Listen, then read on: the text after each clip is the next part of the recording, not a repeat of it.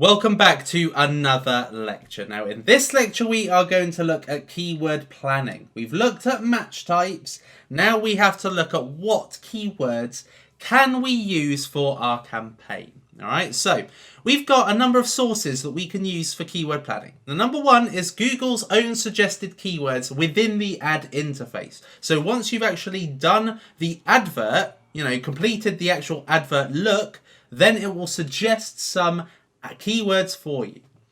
Then we've got the keyword planner. Now, a lot of you may have heard of the keyword planner, so we're going to go through the keyword planner. We're also going to use Google's own search box as a way of getting ideas for keywords. And then we're going to look at Google related searches, okay? And Google related searches are basically at the bottom of the web page. When you search for a certain query, it'll give you a number of keywords. So we'll have a look at that, okay? So the first one we're going to look at is the suggested keywords on the ad interface. So as you can see here, we have our ad. Now I haven't put the URL on at the moment, so it still says example.com, and I'm going to show you why. The reason why is because when you put your URL in, that is where it's going to suggest the keywords. It's going to suggest some keywords for you. So this is the coupon link for my product. And it's going to suggest some keywords here. Now, what you'll notice, I'm selling a Python course, right? Now, what you'll notice is on this particular occasion, there's nothing for Python here. There's Excel, unlock phones, which is nothing to do with Python. More Excel, editing software, calculator stuff, free tax, beer kit. I mean, none of this really helps. Now we've got some ethical hacking, private pilot, so basically nothing on here that helps, okay? So I'm going to use another example. So I'm going to take this off and I am going to put my own website, which is superman.com. Okay, now let's press enter. And now let's see what happens. Now, because if we go to my website right here, you can see I'm selling all of my Udemy courses. And there's ethical hacking, there's Python. So you can see that I have put all my products on here. And now that I have put that website on Google, it's now giving me some better options, okay? So it's giving me options for all of my courses. It's basically read data from my website in order to find me the best keywords for products that are listed on that website. If I put IKEA, so let's just show you what it looks like. So if I put in IKEA.com, it's loading up some sample keywords, and what you'll probably see here is, you see beds, desks, sofas, desk and loft, all sorts, you see all of these different IKEA types of products, all right? So basically it reads the data from your final URL. So I'm going to put superman.com in here because this is what's probably going to find me the best keywords for Python. Okay, so you can see here it says learn Python course. Quite like that. I'm going to add that. Courses in Python, add courses.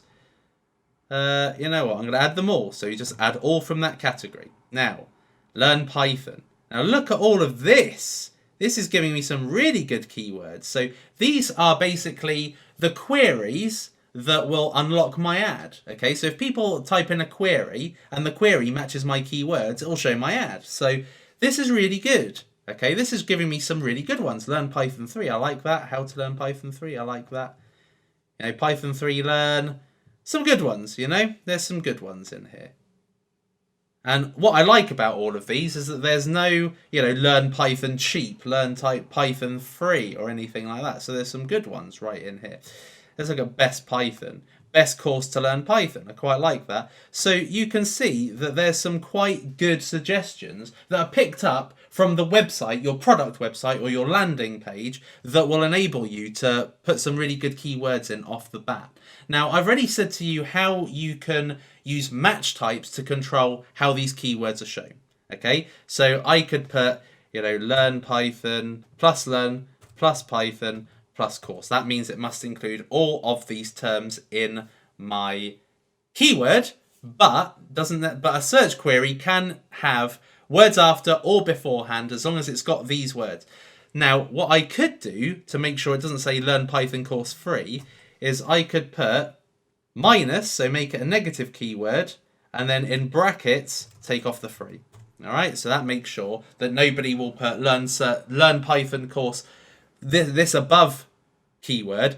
If anybody puts learn Python course 3, it won't bring up my ad now because I've put 3 down as a negative keyword. So basically, if it includes 3 in the query, don't show my ad. All right.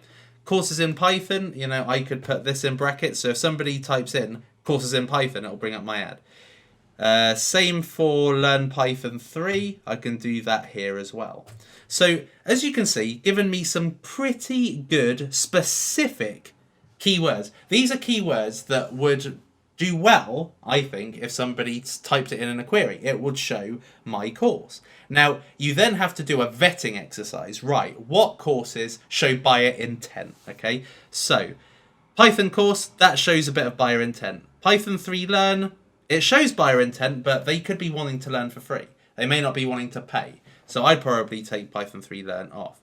Best course to learn Python, I like that. So I'm going to put that as a bracket keyword. So if somebody searches this exact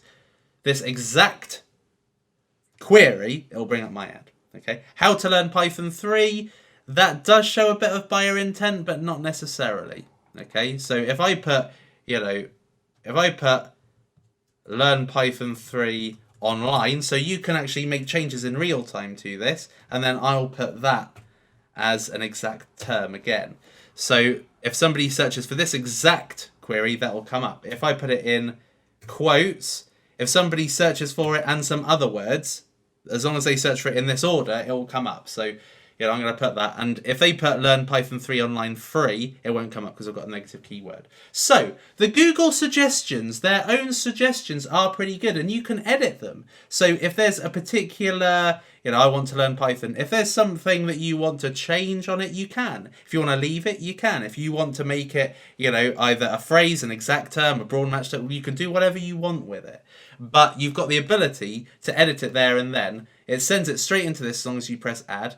And then you can edit it and you can make it, appear how you want it to appear when somebody types in a query and makes your ad pop up. So, Google AdWords suggested tool is pretty good for this. All right. So that is how you can do it. And it says here, start with 10 to 20 keywords. You don't have to. You can put, as many as you want. You can put 100 if you want to.